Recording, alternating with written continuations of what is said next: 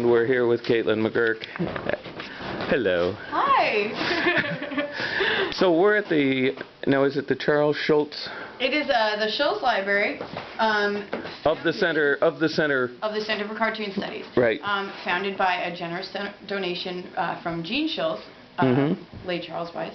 And first, the school's been open for 5 years. The library originated with James Sturm, the founder's collection. And that was maybe 5,000 books. And now we've grown to about 12 to 14,000. The library is not open to the public, but it is open to researchers and primarily staff, alumni, and students. We do have visiting researchers and visiting artists that come in every once in a while to work here, but mostly we're here for the school. Would you like to see some of the section?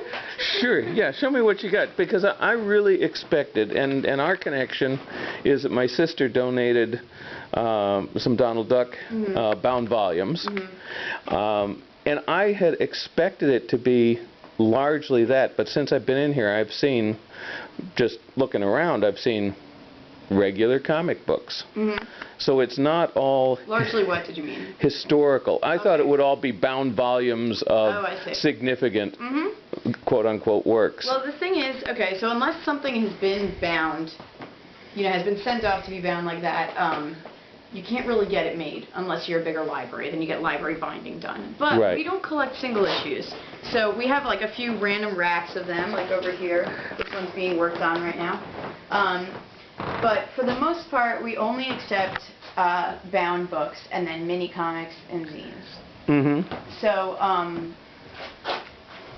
other than this, also we have the entire print run of the Comics Journal, which is over here. And we have World Comics and children's books, photography. This is all superhero stuff up here. Licensed titles like the Star Wars comics, foreign editions. Lots of reference, both for writing and for visuals. This section is of the thesis projects. Now, it's a 2-year school for comic book art. And at the end of your 2 years here, you have to complete a thesis, which is, you know, people can take it in all different ways of modest binding. Some people bind entire books. It's basically, it's just show all of the work that you've done, but it's one, like, big, completed story. We also, the Will Eisner family donated us some digital readers. We also have an iPad that's out right now. This is more student work from throughout their years. The manga section, which continues over there. Now, when you're talking, let's go back to this section for a minute, the thesis. Is that a portfolio of all that they have done, or is this a separate work? It's a separate work. It's one work that they're going to use their entire second year to complete. Okay. So their first year, they're working on a number of projects. They do an anthology. They do some group work. They do a mini thesis, which kind of gets them in the role of working on a larger thing. And then for their second year, they have their own studio space. Every single second year student has their own studio that's given to them. And they get all the time, I think they maybe have 2 classes a week. Otherwise, they're in the studio day and night working on these. Okay.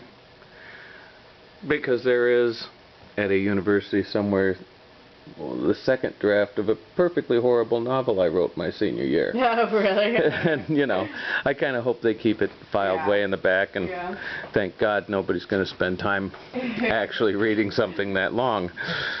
So, as I said, this is our manga section. Then over here, we have artist bios. We have editorial and political cartoons, weekly comic strips. You know, all of the spirit is up there. Comics reference is a great section. Some collector's guides, trade paperbacks, gag comics, daily strips. So most of these are all big bound volumes. And then this is our graphic novels section, which is definitely the biggest of everything. Now, how have you got it? Oh, by author, okay. These are just by author, and eventually we may break them down further into memoir and stuff like that, but we're a little hesitant to break apart authors that have gone and, you know, didn't work in multiple veins. And right behind you this is our zine garden, which is also being cataloged right now. So this is all like mini comics and self-published zines that have been donated to us. Mm-hmm. And you know, at every convention, CCS has a table at most of the big ones. We'll go and we'll collect whatever we can and bring it back here. Right. And this, so when you're talking about the project right now, for those who have not been following your blog, is that you're we're cataloging everything. So we're I built a database for the library, and it's slowly being cataloged in a, you know, by barcode. Everything will be in there eventually, and it'll also be browsable by the public. Mm-hmm. So this is going to be a tough step because there's so much of them, and you know, half of them people don't even put their names on them or anything, you know. So it's going to make our library one of the most unique. Now over here we have instructional reference and anthologies, course reserve, and visiting artist reserve. The school has a different visiting artist every single week that comes and speaks to the kids. Next week is Linda Barry. Wow. And, you know, Joe Sacco, we sponsored it when he came a few weeks ago. We have a special Peanuts collection, of course, for Charles Schulz family. And design reference, indigenous art, and fine art. And then probably the coolest section we have is rare books. So we have lots of old war comics, we have Punch and Judy, we have the entire run of Nickelodeon magazine in bound volume. And we have some classic comics down here, Tales from the Crypt. Moby Dick and the Duke. Yeah, this is some classic stuff. Yeah, all the Two-Fisted Tales, Little Lulu. You know, when you, one of the things people talk about visiting different artists is looking at the stuff they have on their wall. I could probably make a lot of people happy by just panning over this very, very slowly so they could pick out. I've already seen, you know, a dozen things in here. Oh, I have that. Yep. Oh, I remember that. Yep. Here we've got some of the old square. I remember seeing them. They are not contemporary to me, but I remember seeing some of these old books. Yeah. The kind of cube ones. Yeah. And now here's a comic person. Here's a young cartoonist. Here's a young cartoonist. Andrew. Andrew? Hi guys. What brings you to the library? They've got comics here. I like to read comics. I'm actually not affiliated with the school, but they just let me come in and read books. He's a local cartoonist that moved to the area just for the community of the There you go. because it's so thriving right now. There ain't a lot of places like White River Junction if you're a young buck looking to get into the comics biz. And Well, there is Silver City, New Mexico.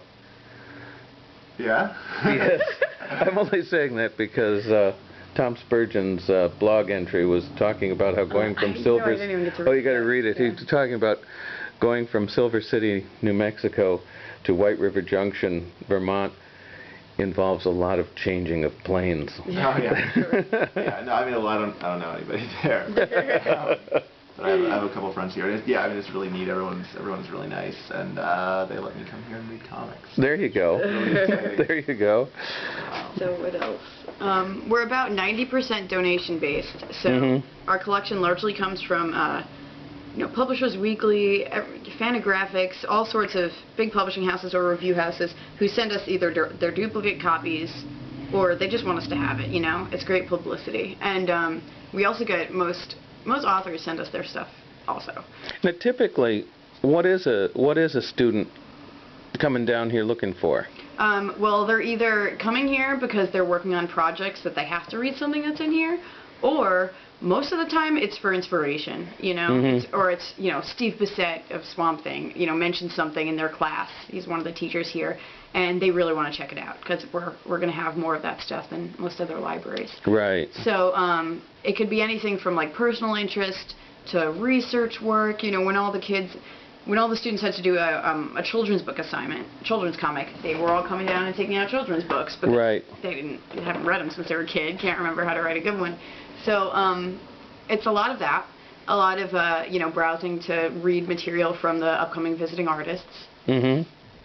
And yeah, just general preparation. The visual reference section is actually pretty well used. A lot of people they had to do an anthology comic recently, and it was an anthology of it was a collaborative comic from the Golden Age. So it had to mimic Golden Age artwork, and it had to be some of them took place in the jungle, or some of them took place on the high seas. By assignment or by their choice? That was, I think they were assigned like a location. Right. I'm not quite sure, but so this would actually, aside from forcing them to learn some different licks, it would also, if you were working for someone, they might say, here's the next such and such story. Oh yeah.